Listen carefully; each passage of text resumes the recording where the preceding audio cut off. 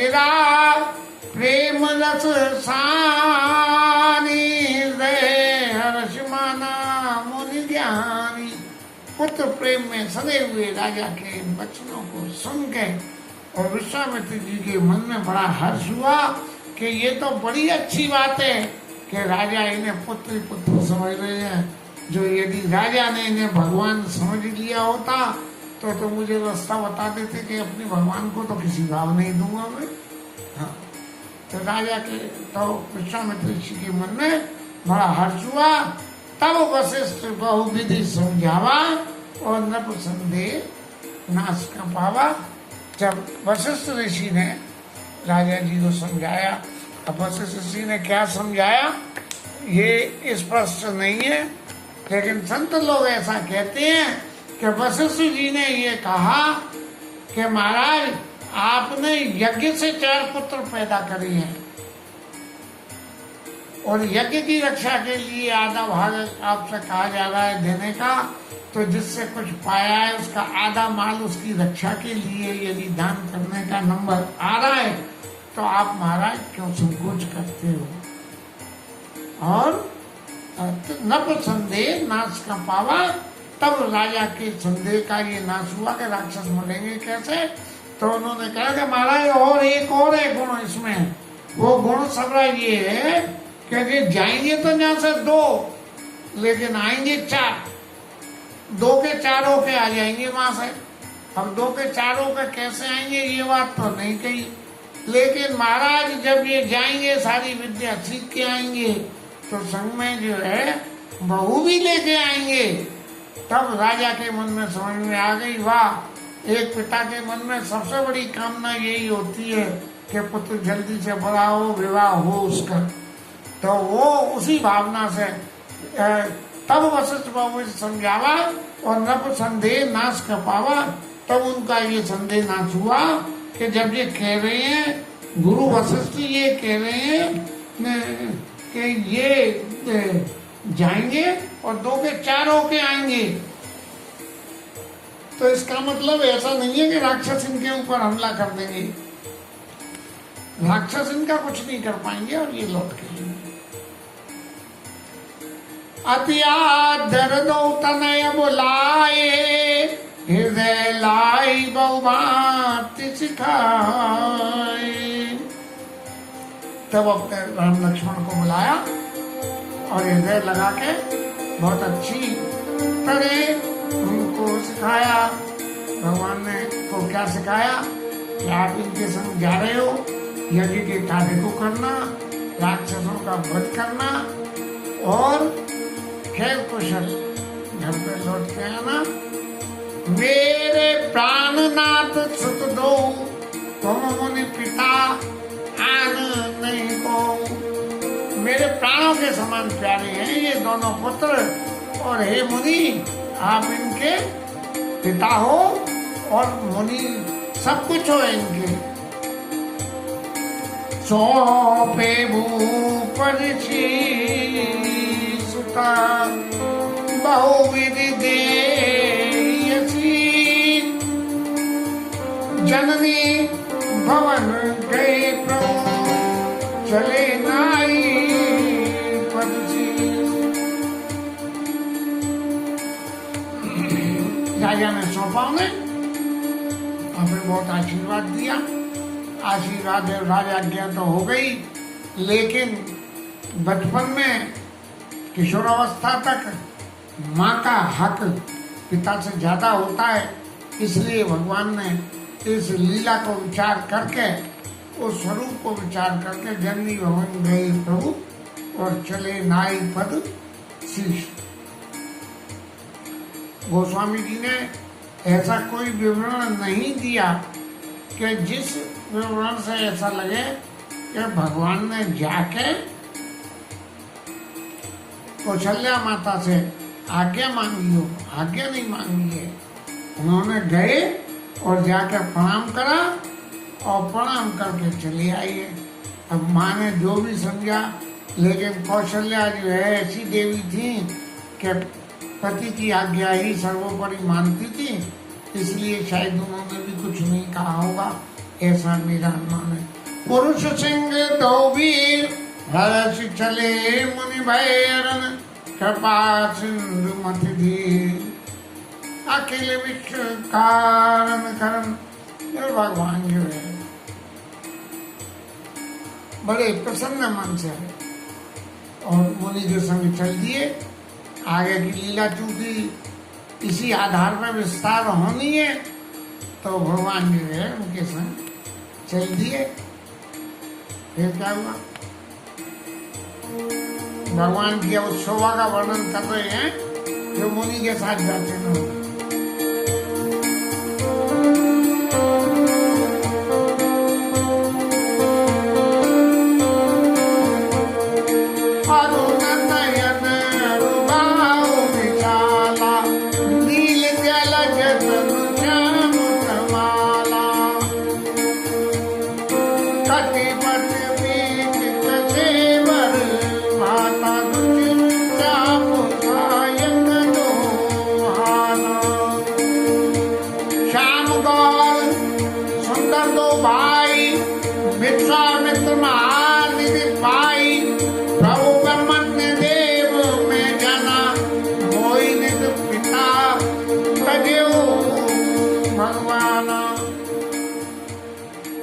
भगवान के लाल लाल तो नेत्र हैं और आजान लंबित भुजें, घुटने तक लंबे हाथ और बिल्कुल नीले कमल के समान उनके शरीर में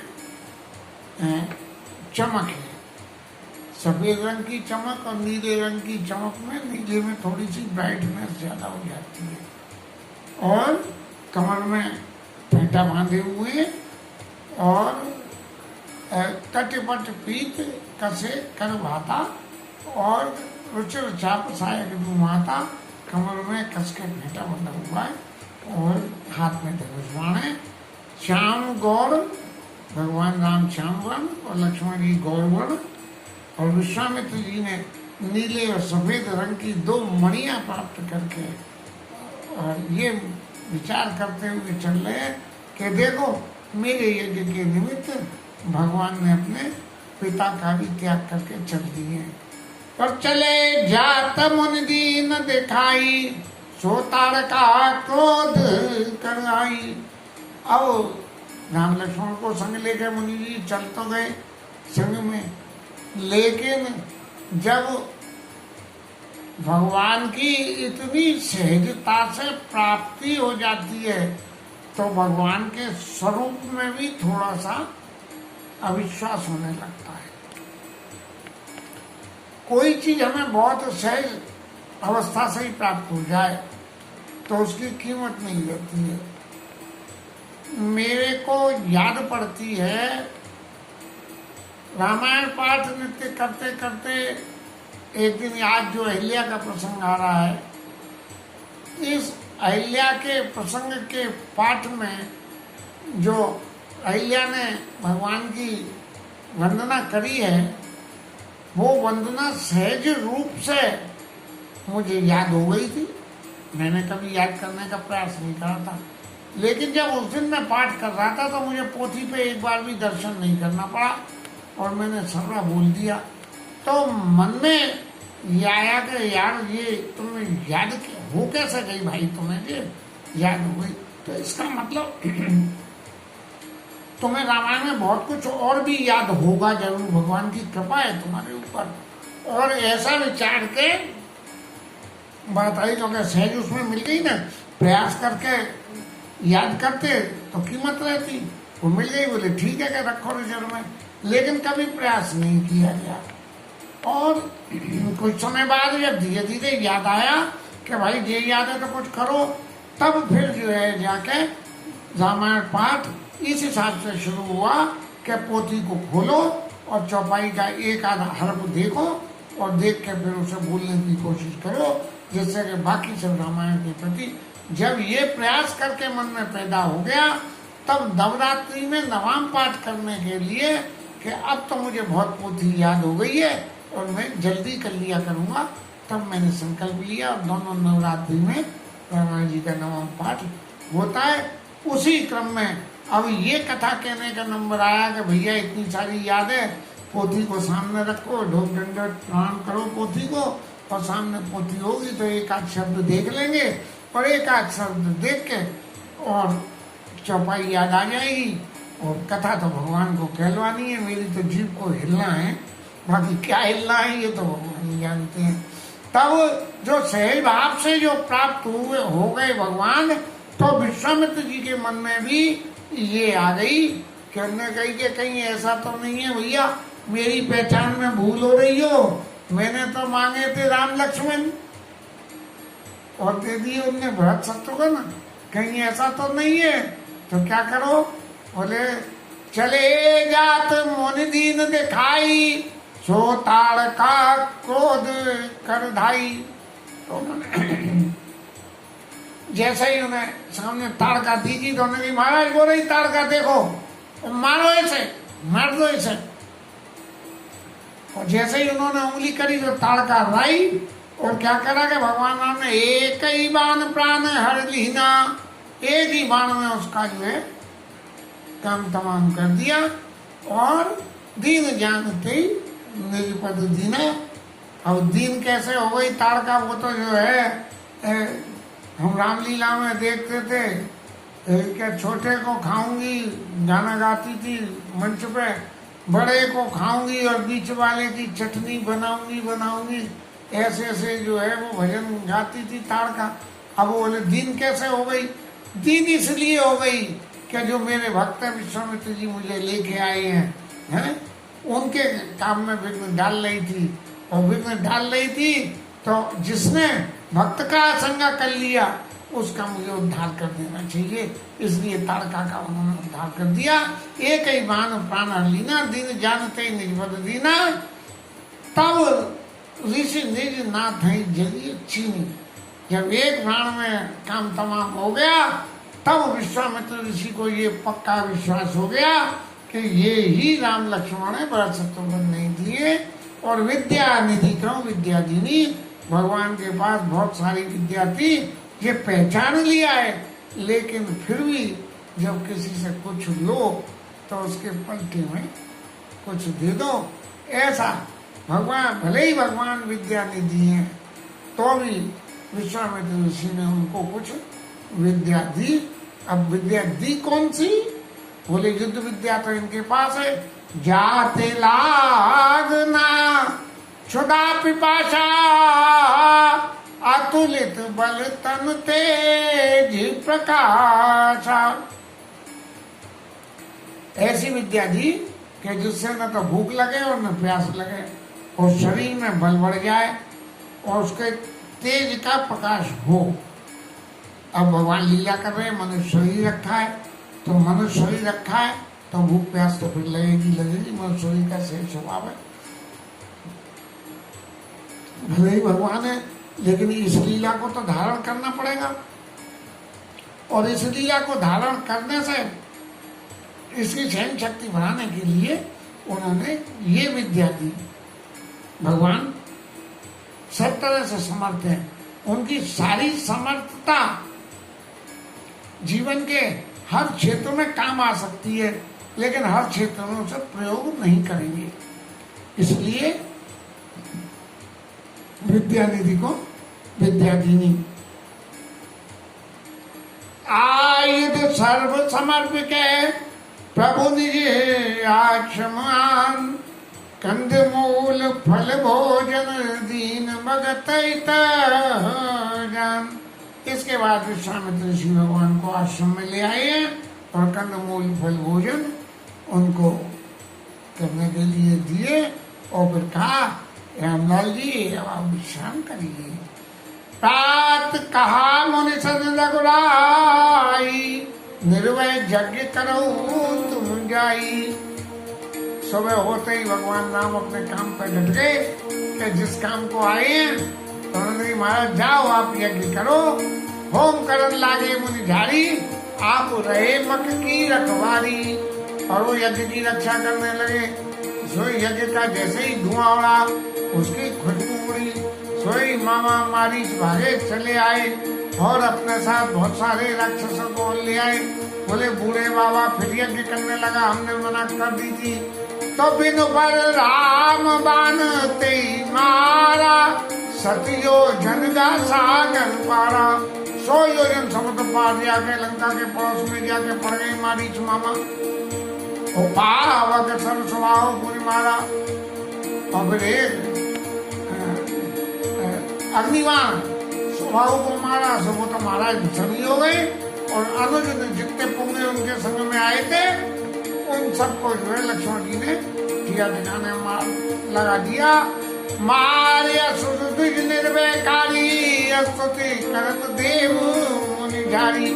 सब देवता लोग भगवान की स्तुति करने में नमो सुनताय सहस्त्र मूर्ते सहस्त्र पादाक्ष शिरोरुभावे, सहस्त्र नामने पुरुष साक्षते सहस्त्र कोटि युगधारणे। नमो नमो ब्रह्मण्य देवाय गौ ब्राह्मणताय च जगत पिताय कृष्णाय गोविंदाय नमो नमः। मार्य स्तुति निर्वैकारी, स्तुति करत देव मुनि झारी। ताको कचुक दिवस रघुराया, एक निमित्त प्रदाया। वहाँ जितने और यज्ञ हवन पूजा करने वाले ब्राह्मण लोग रहे थे, जो लोग थे उन सबके ऊपर दया करी, उन सबके पास गए, सबसे मिले, नीति सम्मत वाक्यों में बोले। भगत हे तो बहु कथा पुराना, कहे विप्र यद्यपि सब प्रभु जन। भगवान जानते फिर भी विश्वामित्र जी ने बहुत सारी कथा सुनाई है। तब मुनि सादर का बुझाई, चरित एक प्रभु देखिए जाई। अब महाराज जी राक्षसों का तो काम तमाम हो गया।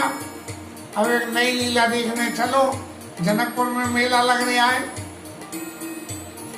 दानों से यज्ञ सुनि रघुकुल नाथा, हर्ष चले मुनि बड़े के साथा। भगवान राम खुशी खुशी ऋषि के साथ चल दिए। ऋषि आज्ञा से उद्धार करना धर्म था। आज समय कदीर मगमाई, खगमग जीव जंतु तनाई। पूछा मुनि चला प्रभु देखी, सकल कहा मुनि कई विशेषी।